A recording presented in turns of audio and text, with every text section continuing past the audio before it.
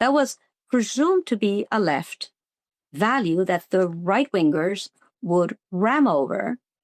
But then you didn't have to be like a lefty to be attacked. You just had to be branded as a lefty to be attacked. So going back to the question, what I think that rather than ideological issue, right, left, or center, it's about who holds the power and who wants to abuse that power.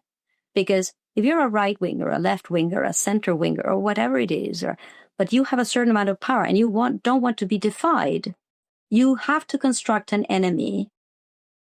Identify it by whatever hallmarks you have. This in sociology. I also have my doctoral training was in sociology. I did medical sociology, but I trained as a sociologist. So we call that stigmatization, right? So there are several stages to the process of stigma.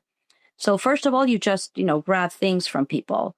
What are they saying? How are they speaking? What color is their skin or something, right? What shape is their body? Like I'm short, 5 feet. Okay. How about being short, right? So you grab a bunch of things, you put them together, you could label them something, doesn't matter what.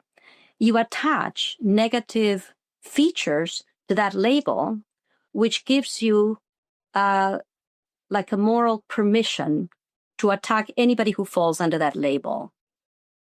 So thanks to COVID, I think, COVID opened my eyes that there was a world beyond the left that I had traditionally and always thought of myself as belonging, and to think in terms of who has the power and who abuses that power.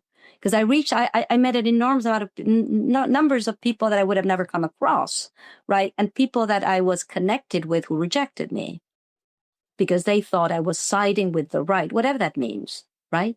So, and I thought, okay, I don't have time for this.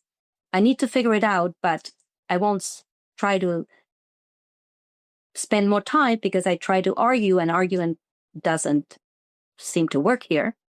It seems to be just the stigmatization and ideological drivers, like almost insane, right? So my explanation is, again, to go back to what I think is probably the question that has kind of kept me awake, is it's not about right, left, or center.